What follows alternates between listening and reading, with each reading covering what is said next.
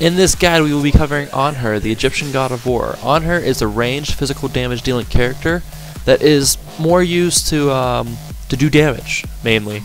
He doesn't have that great of he isn't really a support god, but he is great with damage, and he has some utility with him also with his stuns, his slows, and his knockback. So we'll be looking into those here in this guide. I hope you guys do enjoy. Just keep in mind that if you're looking for more of a support character, Anhur wouldn't be that god for you, but if you're looking to kind of carry your team to victory, to do lots of damage to their team, this is the god for you. Trust me. Hope you guys enjoy the guide. Anhur's passive ability is called Cripple. Any enemy that he hits with his basic attack will reduce their physical attack power by 20% for 3 seconds. It's not that effective against magic dealers, unfortunately. His first ability is called Shifting Sands. Any enemy he catches within his Shifting Sands will slow them by up to 40% and will increase his basic attack power on them by up to 20%. His second ability is Impale. It is your main ability that you will use with Anhur. It will throw his spear and hit any enemies within the range of his spear. If he hits an enemy god against a tower or a wall or any type of structure, it will stun them for 2 seconds. It's good to follow that up with ultimate if you end up stunning the enemy god. If not, it's great for clearing mini waves if you're playing mid lane against another god. His third ability is called Disperse. Anhur will leap forward, knocking back all enemies in the area that he lands. It's great for catching up to gods if they're low on health, or it's great for running away from gods if you are low on health yourself. His last and final ability is called Desert Fury. It is his ultimate ability. It's good to pair that with your Shifting Sands and your Impale. Try and stun the enemy first before you do your Desert Fury, because they might have a chance to get away and not be hit by some of your spears from your ult. So as you see right there, I stunned the Manticore and then I followed up with my ultimate and ended up finishing the kill off there. So as far as leveling up Anhur's abilities, I like to max out my Impale first, because that's your main damage dealing ability, and then I like to max out my Shifting Sands followed by Disperse, filling in with Desert Fury whenever it is up and able to level up. A lot of people take Disperse first over Shifting Sands, and in my opinion that is a mistake. With Shifting Sands, the slow that you put on the enemy and the buff to your basic attack on it scales as you level that up to 40% for the slow, and I think 20% for your basic attack damage. So keep that in mind when you're playing Anhur. Level up your Shifting Sands after you do your Impale, because you're gonna get a better net damage game in early games, and it'll help you out get those skills on the enemy gods as you are playing the game. Alright, we are now on to the item build section. Just a quick disclaimer, as always, this is not a set in stone way to build Anhur.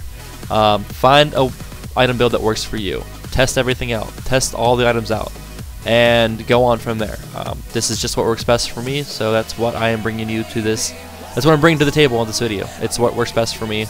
If you're having trouble with Anhur, maybe try this build out, see if it works for you. If not, kind of use it as a basis and go off from there. Switch out different items here and there and try and figure out what works best for you. First off, we have the Heartseeker. It gives you it gives you physical power and movement speed. When it is maxed out, you can start building stacks, and it will give you more physical power. I think it's 1.5 physical power per stack, and I can't remember how many exact stacks it is, but they do disappear after you die. So if you find yourself dying a lot, Heartseeker might not be the best item for you. Might be better off spending money in boots or something like that at first, but I've been getting a lot better with Anhur. I don't die as much, so Heartseeker's working out best for me. Next, I do the Devourer's Gloves. It gives you attack power and lifesteal, and once you get that completed, it will build stacks also up to 40 stacks. It gives you more attack power and lifesteal.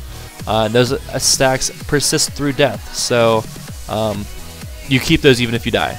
Next, I like to use the Executioner. It gives you attack power and attack speed, and it puts a nice little physical protection debuff on the enemy team. Next, I like to use Fatalis. A lot of people don't like Fatalis in the higher end level. I personally really like Fatalis. I feel it's a very underrated item. It gives you attack speed and reduces your cooldowns. I think they don't like it because it doesn't give you physical power, but at the same time, I have a lot of physical power already built up with the both stacks of the items and the Executioner. That a little bit of attack speed and cooldown reduction is really nice. Next, I get the Soul Eater. Gives you a little bit more attack speed, gives you some actual max health, gives you some lifesteal, and it's just all around a great item right there. Lifesteal is never a bad thing, especially more of it. And the last item I like to build is the Kin's Blaze. It gives you health, attack speed, and I think attack power, and then its passive, it does 30% magic damage, or you have a 30% chance of doing an extra 10% magic damage to the enemy. Let me rephrase that. You have a 30% chance to do extra magic damage to the enemy equal to 10% of their health, on top of whatever your basic attack is doing. So that's why I like to use Kin's Blades. An extra 10% can help out a ton, especially when you're trying to chase down an enemy and kill them.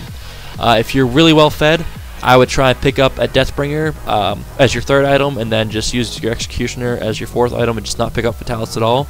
Deathbringer is a great item. It's just really expensive to build in the game. So I would only build that if you're really well fed. If your farm is up really high, generally you'll get it in middle lane more than the side lanes, and I would pick that up there and just not get Fatalis if that's the case. That's an item you can spare.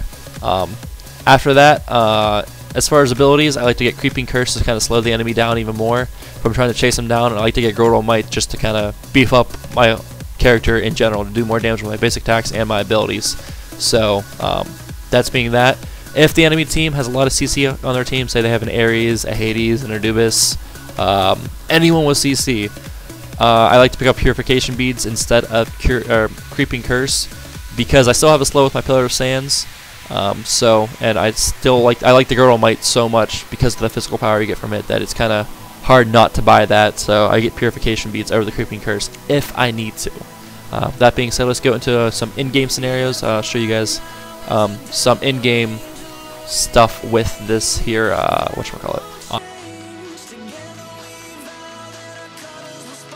So in my personal experience, Anhur is really great paired with Ymir on a side lane, for the simple reason: Ymir can throw up his wall, Anhur can throw his spear and stun the enemies against the wall, and you can get easy early kills. Right now we were level 2 when we got that kill. Me and my friend Little were level 2 when we got that kill, and it's easy kills at early levels.